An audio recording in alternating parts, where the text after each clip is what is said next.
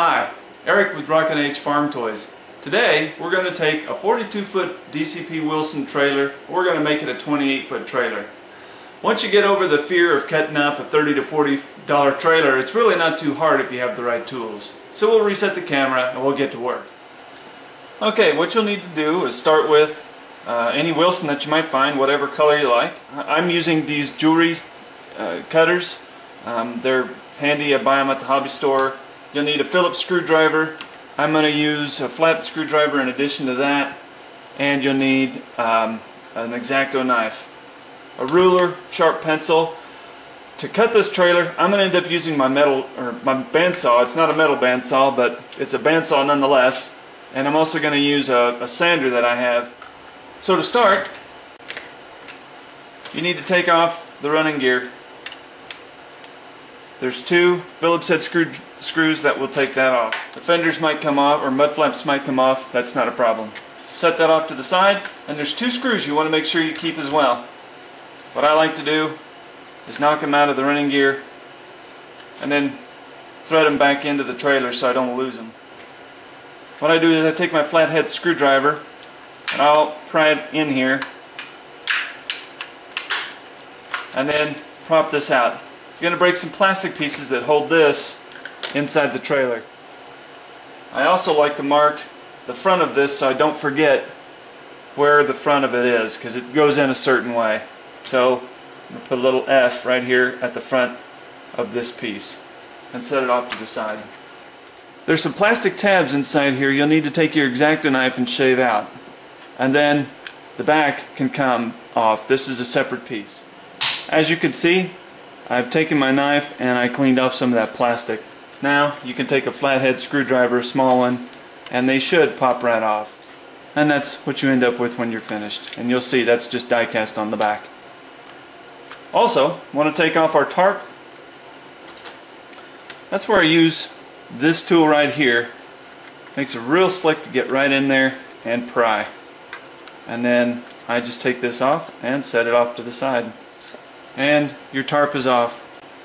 These pieces right here just come right off. You're going to need a few of these for later, so don't discard them. You'll need to drill out, or you could break the plastic. I usually drill this out. There's just some die-cast metal there that's mushroomed out to hold in your hopper assembly. Okay, I went ahead and drilled out some of the metal on that hopper assembly, and I'm going to stick my thumb in here and just push that out.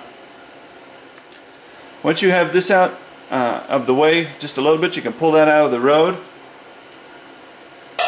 I will take my screwdriver and on the inside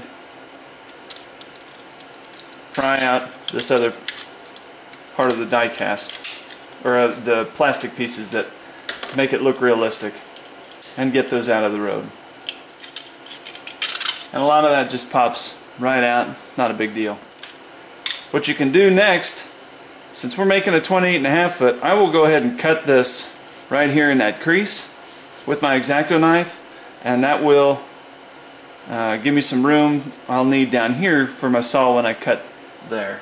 And basically I just scored that and then broke it, snapped it right off. Okay, now we're ready to measure this. We're going to start with the front, and we're going to make this 28.5 foot, so take 28.5 on your calculator, multiply that by 12 inches because there's 12 inches in a foot, then divide by 64.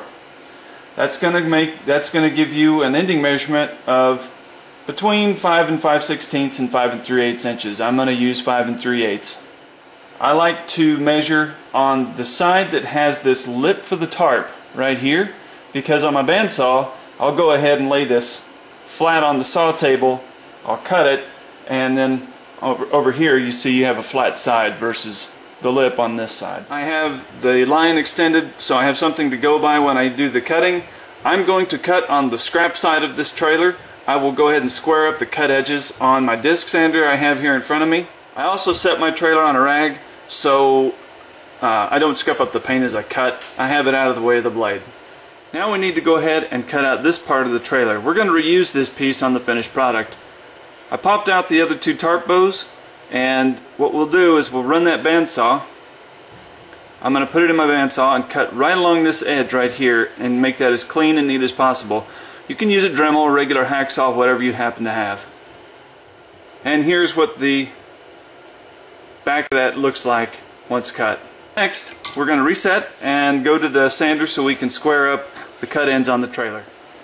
I've reset here on my sander. All I'm going to do here is take enough off of the trailer just to square up the end.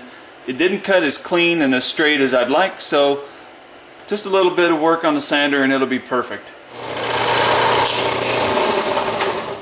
Clean, even lines.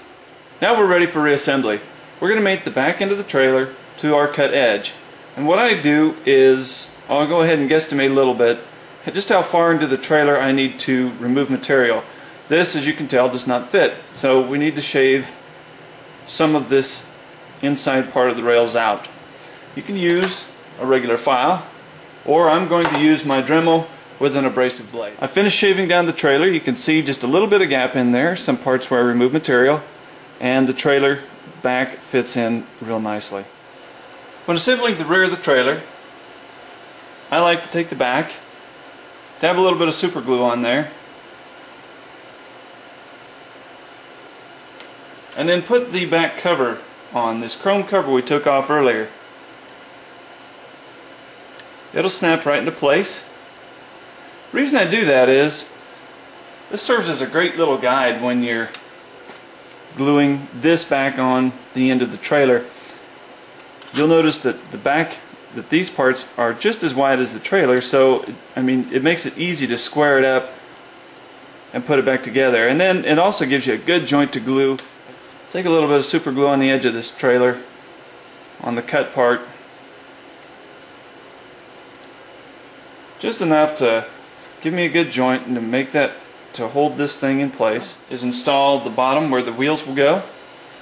And remember, at the beginning I suggested you mark the front with an F or some other way to tell the front. You'll need to hold that in place because it will want to fall forward. Before, we had a couple of tabs that held all this in place. Those are now gone, so you'll have to dab it with some glue, hold it in place. Our glue is dry, so we're ready to reinstall the wheels and the mud flaps. And that's what it looks like with the wheels on. Now we're ready to reinstall the tarp. My tarp is cut down and it fits very nicely. Next, I'm going to cut the rods down to the same length. Now if you remember these hooks for the tarp when it's rolled up from before, we'll go ahead and put those on as well.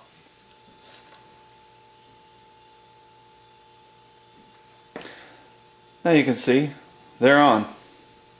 I will go ahead and take a little bit more glue and right there in that crease just run a little bit more in a few spots to keep that tarp from coming off. Then on this one, because I didn't do the best job of cutting right here and fitting that together, I'm going to go ahead and take this tarp and glue it on solid.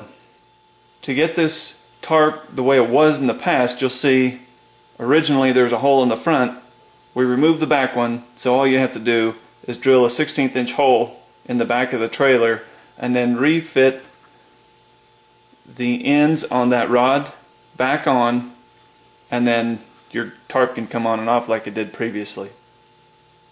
So what I'll do here, I'm going to run a little glue on the inside. Once the glue dries, you're ready for harvest. Thanks for taking time to watch another Rockin H how-to video. Some of you out there have done this project before. If you have tips that work for you that you didn't see in this video, please share them in the comment box. That way all of us can learn together and make awesome projects. As always, you're welcome to follow us on Facebook and check us out at www.rockinhfarmtoys.com. Thanks again.